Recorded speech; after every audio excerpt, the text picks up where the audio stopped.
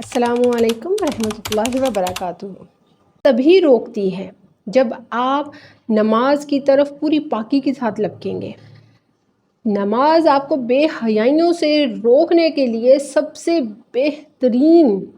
بہترین عمل ہے، مگر وہ اس صورت میں جب آپ کو اس چیز کا بھی پوری طرح علم ہوگا کہ شریعت کے مطابق نماز پڑھنے کے لیے کون کون سے عمل کرنا ضروری ہے، کس طرح سے ہمیں اپنی پاکی کا خیال رکھتے ہوئے نماز کی طرف جانا ہے اور نماز کو قائم کرنا ہے۔ اسی طرح آپ اخلاق کی طرف آ جائیں۔ شریعت آپ کو اخلاق کا درس دیتی ہے۔ اخلاق میں آپ کے معاشرتی جو ہیں وہ تمام کے تمام نظام جڑ جاتے ہیں۔ اس میں آپ کے بولنے سے لے کر آپ کے کھانے پینے تک، آپ کے لباس تک، حتیٰ کہ آپ کے رکھ رکھاؤ تک بھی آپ کا اخلاق جو ہے وہ جھلکنا چاہیے۔ آپ کو کیسے لگتا ہے کہ شریعت بہت سخت ہے، شریعت سزا ہے، جبکہ یاد رکھیے گا کوئی بھی قانون، کوئی بھی ایسا سسٹم جو آپ کو کچھ سکھائے بغیر سزا دے وہ جابر ہو سکتا ہے، مگر وہ سسٹم، وہ قانون جو آپ کو پہلے پورے طور طریقے سکھاتا ہے، آپ کو پورے طور طریقے بتاتا ہے، پھر بہت آخر میں جا کر کہیں سزاؤں کا آپ کو بتایا جاتا ہے اور سنایا جاتا ہے اور سمجھایا جاتا ہے، روکا جاتا ہے کہ یہ سزائیں ہیں، مگر سزائیں تو بہت بعد میں آتی ہیں۔ لہٰذا سب سے پہلے تو آپ کو یہ چیز سمجھنی ہوگی کہ سسٹم ہے کیا۔ آپ کو سسٹم کو سمجھنا ہوگا۔ سسٹم ایک حصار ہوتا ہے، ایک ایسا حصار جو انسان کو محفوظ کرتا ہے، جو انسان کو اس کے اپنے طور طریقوں پر آزادی سے رہنے کے لیے پوری اجازت دیتا ہے، مگر جو سسٹم نے خود قانون نافذ کیے ہوں ان قانونوں کو نہ توڑنے کی اجازت کے ساتھ۔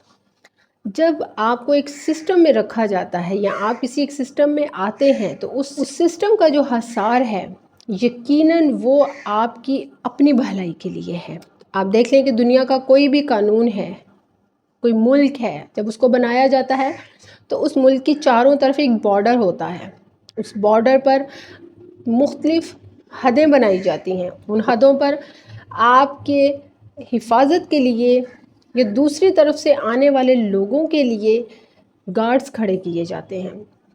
اسی طرح شریعت ایک سسٹم ہے، ایک ایسا سسٹم کہ جس پر آپ کے بہترین اعمال کے گارڈز نافذ کیے جاتے ہیں۔ وہ گارڈ آپ خود نافذ کرتے ہیں، کیونکہ جب آپ شریعت کے سسٹم کے بہترین گارڈز کے ساتھ شریعت کو مکمل کریں گے، شریعت کو سمجھیں گے، تو یقیناً سزاؤں کے وہ عمل جو اس سسٹم سے باہر نکلنے کے بعد ہیں وہاں تک آپ نہیں جا پائیں گے۔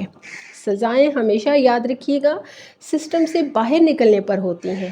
سزائیں کبھی بھی سسٹم کے اندر رہنے پر نہیں ملتی اور نہ ہی دی جاتی ہیں۔ یہ دنیا کا کوئی بھی قانون اٹھا کر آپ دیکھ لیں، آپ سسٹم میں ہیں اور سسٹم کی پاسداریاں کریں گے تو آپ کو کوئی سزا نہیں دی جا سکتی۔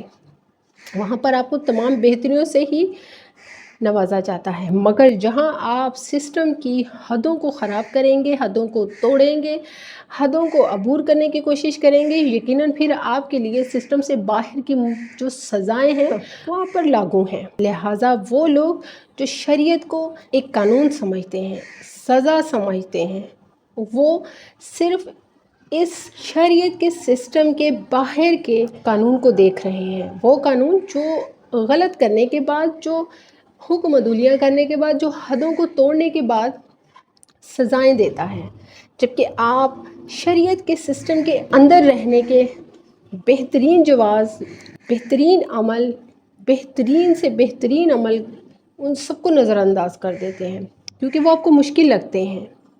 یہی بات ہے کہ اللہ سبحانہ وتعالیٰ نے آپ کو اپنے پیارے رسول صلی اللہ علیہ وآلہ وسلم کے ذریعے سے شریعت کا ایک سسٹم دیا۔ وہ سسٹم کہ جس سسٹم میں اللہ کے بندے جو ہیں وہ دین اسلام کی پامالیاں نہ کریں، جو شریعت کو نظر انداز نہ کریں، جو شریعت کے ہر اصول کو اپنائیں جو کہ انسان کی اپنی فلاح اور اپنی ہی بہتری کے لیے ہیں۔ اللہ سبحانہ وتعالیٰ ہم سب کو خیر و برکت سے جوڑے۔ مجھے دعاؤں میں یاد رکھیے گا۔ جزاک اللہ خیر و بارک اللہ فیک۔